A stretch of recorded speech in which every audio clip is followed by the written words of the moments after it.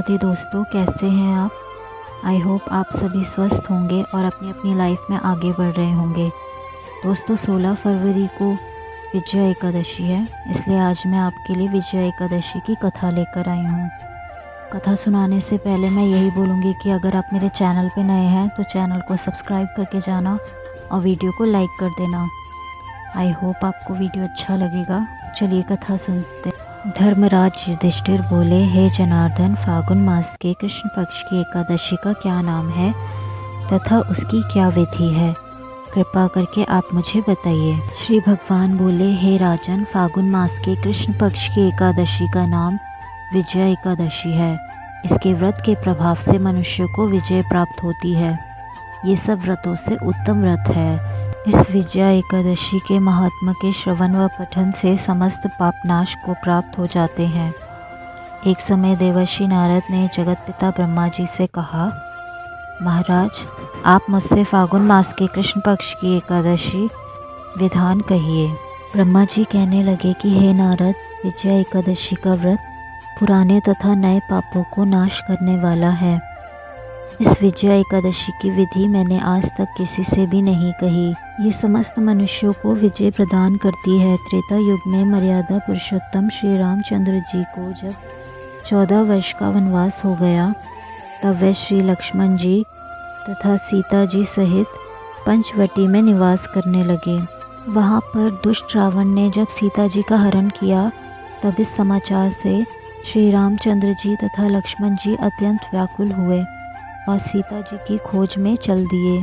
घूमते घूमते जब वे मरणासन जटायु के पास पहुँचे तो जटायु उन्हें सीता जी का वृतांत सुनाकर स्वर्गलोक चला गया।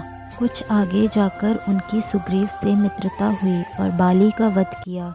हनुमान जी ने लंका में जाकर सीता जी का पता लगाया और उनसे श्री रामचंद्र जी और सुग्रीव की मित्रता का वर्णन किया। वहाँ से लौटकर हनुमान जी ने भगवान राम के पास जाकर सब समाचार कहे। श्री रामचंद्र जी ने वानर सेना सहित सुग्रीव की संपत्ति से लंका को प्रस्थान किया। जब श्री रामचंद्र जी समुद्र से किनारे पहुँचे, तब उन्होंने मगरमच्छ आदि से युक्त उस अगाध समुद्र को देखकर लक्ष्मण जी से कहा कि इस समुद्र को हम किस प्रकार से पार करेंगे। श्री लक्ष्मण जी ने कहा कि हे पुराण पुरुषोत्तम, आप आदि पुरुष हैं, सब कुछ जानते हैं। यहाँ से आधा योजन दूर पर कुमारी द्वीप में वग्दालभ्य नाम के मुनि रहते हैं। उन्होंने अनेक ब्रह्मा देखे हैं। आप उनके पास जाकर इसका उपाय पूछिए। लक्ष्मण जी के इस प्रकार के वचन सुनकर श्री रामचंद्र जी वग्दालभ्य ऋषि के पास गए और उनको प्रणाम करके बैठ गए।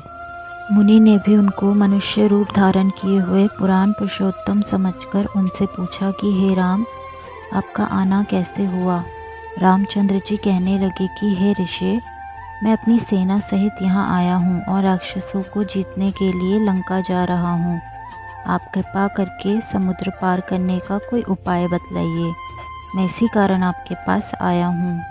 वग्दालभ्य ऋषि बोले कि हे राम, फागुन मास के कृष्ण पक्ष की एकादशी का उत्तम व्रत करने से निश्चय ही आपकी विजय होगी। साथ ही आप समुद्र भी अवश्य पार कर लेंगे। इस व्रत की विधि ये है कि दशमी के दिन स्वर्ण, चांदी, तांबा या मिट्टी का एक घड़ा बनाएं। उस घड़े को जल से भरकर तथा 5 पल्लव रख वेदिका पर स्थापित करें। उस घड़े के नीचे सतंजा और ऊपर जौ रखें। उस पर श्री नारायण भगवान की स्वर्ण की मूर्ति स्थापित करें। एकादशी के दिन स्नान आदि से निवृत्त होकर धूप, दीप, नैवेद्य, नारियल आदि से भगवान की पूजा करें। तत्पश्चात घड़े के सामने बैठकर दिन व्यतीत करें और रात्रि को भी उसी प्रकार बैठे रहकर जागरण करें। द्वादशी के दिन नित्य नियम से निवृत्त होकर उस घड़े को ब्राह्मण को दे दें। हे राम, यदि तुम भी इस व्रत को सेनापतियों सहित करोगे तो तुम्हारी विजय अवश्य होगी। श्री रामचंद्र जी ने ऋषि के कथन अनुसार इस व्रत को किया और इसके प्रभाव से दैत्यों पर विजय पाई।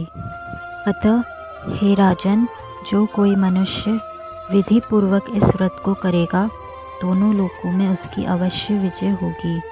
श्री ब्रह्मा जी ने नारद जी से कहा कि हे पुत्र, जो कोई इस व्रत के महात्म्य को पढ़ता या सुनता है, उसको वाजपेय यज्ञ का फल प्राप्त होता है।